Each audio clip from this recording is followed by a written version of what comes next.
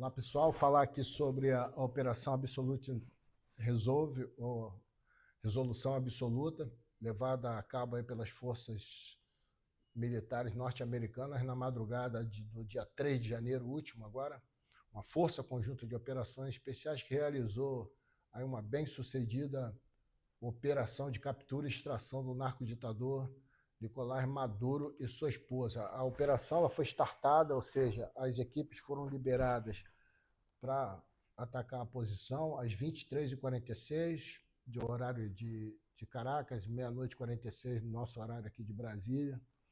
Mais de 150 aeronaves, entre elas 12 aeronaves do 160º Regimento de Aviação de Operações Especiais, né, o Night Stalkers, todas decolando de 20 bases diferentes em terra e mar, espalhado por toda aquela região lá da costa da Venezuela, mas de forma coordenada, né, muito coordenada, para convergirem ali e chegarem no local e no horário certo de cada uma ali, algo assim, uma coordenação e controle extremamente complexa e bem sucedido, que deu a força de intervenção a vantagem do elemento surpresa. Imagina, chegar num local lá e encontrar o Maduro dentro do bunker, né? Como seria lá a estrutura da porta, o sistema de fechamento, a espessura do aço lá. Então, isso certamente tomaria muito tempo. Obviamente, eles tinham material para atuar, né? Tanto explosivo como maçarico, mas isso levaria tempo e aí tempo conta muito, né? Inclusive o fator surpresa ele acaba mitigando aí as baixas dentro da tropa, né? Então os helicópteros lá voando a 30 metros de altitude a nível do mar, né? Sobre a superfície do oceano para evitar a detecção do sistema de defesa. Pegaram lá tiveram muita eles fizeram a operação porque eles tinham as condições meteorológicas muito favoráveis, né? Pegaram a lua do lobo, né? A superlua, a primeira lua, grande lua de 2026, os beneficiou muito lá, né? É um momento que a lua está bem ativa, até a proporção dela é bem aumentada, né? Porque ela está muito próxima ali da Terra, é o ponto de órbita mais próximo da Terra, então ela fica bem crescida e ilumina bastante, já que eles iam ter que fazer ali navegação no visual, então ajudou muito. Ao contrário do que aconteceu em 1980, quando eles tiveram um problema sério, o Delta Force teve um problema sério lá na Operação Eagle Crawl, né, onde eles foram tentar resgatar 52 reféns na embaixada norte-americana em Teherã. Morreram 8 operadores do Delta, mais um colaborador iraquiano. Foi um fracasso total. E dessa vez aí a natureza ajudou muito. Então, esse regimento de aviação, né, de operações especiais, ele teve o apoio aéreo aí de uma verdadeira força aérea conjunta, né? Aeronaves tanto dos Marines, aeronaves da Marinha, da Força Aérea, da Guarda Nacional, entraram todos colaborando lá. Vários caça F-18, F-22, F-35, etc. Bombardeiro, né, o B-1 foi utilizado, além de aeronaves de apoio aí, e drones operados por militares e agentes da CIA, da NSA, da NGA, enfim, dos órgãos de inteligência da estratégia norte-americana ali atuando. Na rota, esses helicópteros eles começaram já no corredor, né, em direção ao área-alvo. Eles já começaram a destruir ali aquilo que eles tinham, que os venezuelanos tinham de sistema de proteção, né? Começaram a destruir ali e em direção à área-alvo, onde estava lá o complexo onde o Maduro estava homiziado. Já na aproximação do complexo, alguns helicópteros eles foram atacados, teve até um que foi atingido, mas continuou operando, né? Não perdeu, não foi a solo e operou normalmente. A sequência das ações foi basicamente, né, às 2h01, horário local, né, a chegada dos helicópteros na área-alvo, né, o destacamento operacional de Forças Especiais Delta, o Delta, ele desembarca, provavelmente de fast rope, né, aquele cabo que vocês, uma corda grossa que fica ali pelas laterais da aeronave, onde as equipes conseguem chegar ao solo rapidamente em segurança. Uma parte, obviamente, vai fazer a segurança do entorno, para garantir ali que a equipe principal da extração não seja atrapalhada, e a equipe de extração vai fazer a tomada tática, entrou no bunker, né? Entra, captura lá com uma certa facilidade o casal. Então o comandante ele declara lá a fortaleza dominada e é feita a extração, a retirada, sem pressão, que é importante. Eles saíram com os capturados, né, e fizeram essa exfiltração, essa retirada, sem tomar tiro pela retaguarda. Então, às 4h30, mais ou menos 4h30, a chegada no porta-helicóptero Iwo Jima lá, que estava em alto mar, as equipes chegam, os helicópteros chegam, os prisioneiros são declarados em bom estado de saúde lá, são conduzidos para o local apropriado. Resumo, em 2 horas, um pouco mais de 2 horas, uma operação desse nível, muito bem sucedida, muito bem realizada, um nível de complexidade absurdo e correu tudo bem, né? Deu tudo certo, não teve baixas do lado amigo, do lado dos americanos, mas obviamente teve alguma resistência e por parte das forças venezuelanas, elas foram devidamente neutralizadas. Então todos os verbos da missão eles foram concluídos com sucesso, com êxito, né?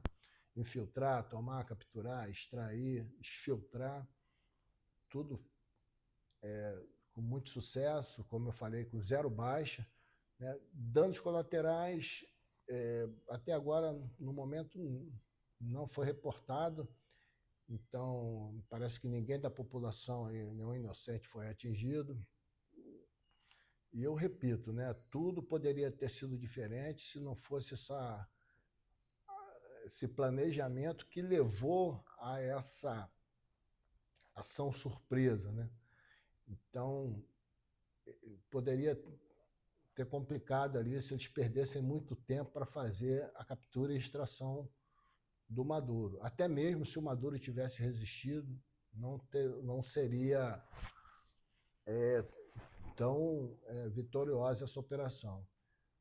E já que estou falando do máximo de operacionalidade, né, que é uma operação dessa, isso é o ápice das operações especiais, é o ápice aí das ações que as forças especiais possam cumprir, né? Dá nota 0 para a inteligência venezuelana, que ignorou as condições favoráveis para uma ação desse nível. Ignoraram. Como eu falei, a Lua e o céu, eles facilitaram muito ali a ação dos americanos. E a inteligência venezuelana tinha que ter considerado isso, mas melhor para o mundo livre, que se dane eles, né? Então, muito bem sucedido. O planejamento conduziu uma operação. Gente, isso aí não é uma questão de tiro, porrada de bomba, de guerra, não, é uma ação cirúrgica. Isso leva meses de planejamento, né? Com ações encobertas, a CIA atuando, cooptando, né? Com muito dinheiro, provavelmente com muito dinheiro, elementos ali do círculo íntimo e secreto do Maduro, do alvo. Mais provável ali que o Diosdado Cabello, né? Tem o ministro do interior dele, da justiça lá, e o ministro de tudo dele lá, o 02, né? Tenha se envolvido com isso aí, porque tinha muito dinheiro só de prêmio aí para quem desse informações para captura, tinha 50 milhões de dólares, né? Aquele Vladimir Padrino também, chefe das Forças Armadas lá, provavelmente foi comprado, enfim, né? Então é um planejamento muito bem executado, ele tem que ter ali, seguir o processo decisório muito bem fundamentado para não dar ruim. Foi utilizada, né, a elite da elite norte-americana, que é a Força Delta, né, o primeiro destacamento operacional de Forças Especiais Delta, foi batizado assim desde a criação, em 77, também conhecido como Força Delta, ou a Unidade. Eles costumam chamar de a Unidade, né? Não tem o cara, tem a Unidade. Assim como tem o regimento, né? Como chamam o SAS. O Delta Force está sediado no Fort Bragg, né? Dentro do contexto lá do Comando de Operações Especiais, na Carolina do Norte. E ele só é ativado em operações onde o alvo tem um alto valor, tanto estratégico ou político, né?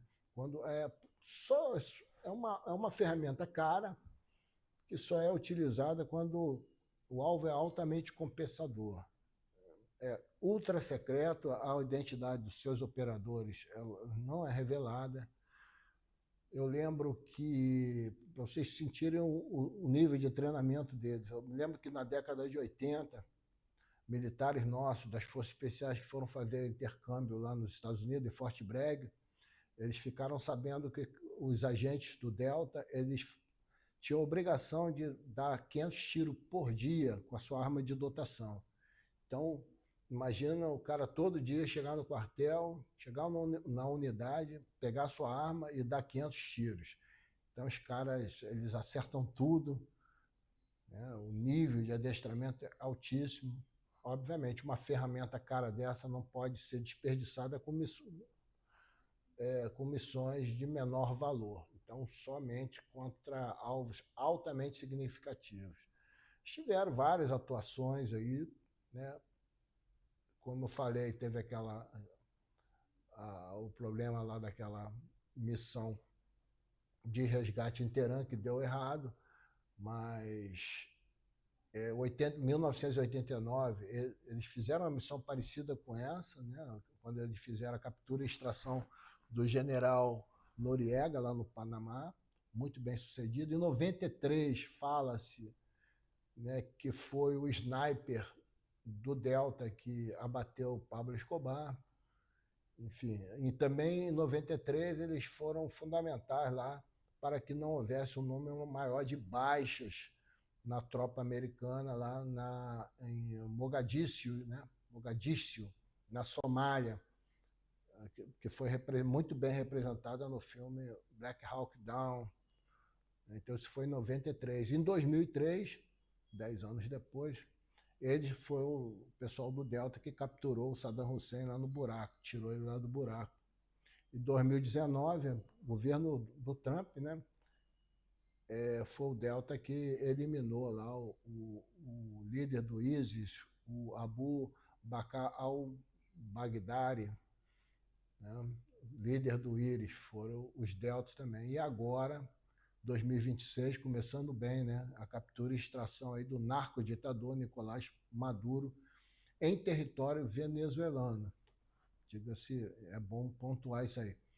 Então, basicamente, o processo decisório para uma missão dessa para que tudo, né, tenha mínima chance ali de dar errado, você tem que cumprir um protocolo, né, um processo decisório bem fundamentado, levado a sério, né? Então começa aí com as ações de coberta, né? Cooptação de colaboradores, sabotagem, neutralizações de sistema de segurança, de defesa, planejar em cima dos elementos essenciais de informação que são colhidos, né, pela inteligência no local, atualizados, ensaios para a operação. Então, certamente, essa operação foi precedida aí de muitos ensaios. Eles fizeram réplicas dos aparelhos do bunker, lá onde, do complexo onde estava o Nicolás Maduro, outro bigodudo, safado. Então, eu lembro que no Haiti, a gente, para fazer as nossas operações lá, as principais, que foi a tomada da Casa Azul e a tomada da Escola Nacional, para fazer um investimento contra a base Jamaica, só a Casa Azul foram 32, se eu não me engano, ensaios, e para a tomada da base Jamaica também foram perto disso aí, né? E aí depois vem a infiltração, obviamente, o mais sigilosa possível, para não ter problema na chegada, né, que atrapalhe a própria ação do objetivo. Então, por isso que os agentes têm que ser muito bem treinados, muito bem adestrados, para não errar, não falhar. Cada um sabe o que vai fazer ali, né? Cada um tem sua missão. A infiltração tem que ser bem feita, não adianta nada capturar, por exemplo, um alvo desse valor, né? E na infiltração o piloto lá acaba colidindo com a aeronave. Então, tudo tem que ser muito bem planejado, as pessoas certas para operar cada fase dessa. Obviamente, quando termina tudo, a exploração aí, né? Aí já parte para os burocratas, né? Explorar aí no campo, na dimensão informacional aí, na guerra de narrativas, que certamente já está acontecendo, né? Certamente vai acontecer e já está acontecendo. Aí tem que saber explorar aí favoravelmente a operação. Então, pessoal, não é guerra, tá? É uma ação pontual, cirúrgica, que tem hora para começar e teve hora para acabar. Saiu do terreno e aí vida que segue, ok? Então, os Estados Unidos estão de parabéns pela excepcional condução de uma operação muito complexa mesmo, talvez a maior operação deles até hoje. O resultado disso a gente ainda vai colher. Espero que a colheita seja muito boa, principalmente para o povo venezuelano, que ficava lá sob o domínio de um ditador sanguinário, né? E já que estou falando isso, para finalizar, eu falava, né, da guerra de narrativas, já tem gente dizendo que os de sempre, né? Dizendo que foi violação, ataque à soberania venezuelana, tal. Fizeram a mesma coisa lá em 2003, quando o Bush ele invadiu o Iraque, né, para tirar o Saddam Hussein, né? Então, o que a gente tem que fazer é mandar essas pessoas perguntar, como fizeram lá na época, em 2003, foram perguntar ao povo iraquiano o que eles achavam da ação dos americanos lá, e mais de 90% concordava. Eu não estava aguentando mais ter aquele carniceiro como ditador lá do Iraque. Mesma coisa a gente já vê as comemorações mundo afora dos venezuelanos. Na Venezuela ainda a comemoração é tímida, porque as milícias estão espalhadas lá, atuando, patrulhando, e são assassinos contumazes, mataram já muita gente, e as pessoas têm medo. Mas eu acredito que se estabilizar e fizer retomar ali a liberdade, a democracia na Venezuela, a população vai comemorar e vai botar até a estátua lá do Bush para substituir a do do narcoditador Nicolás Maduro. Então é isso aí, pessoal. Essa é a minha análise bem sucinta aqui, bem rápida, mas de acordo com aquilo que eu tenho de informação, é o que eu posso passar para vocês, tá bom? Força!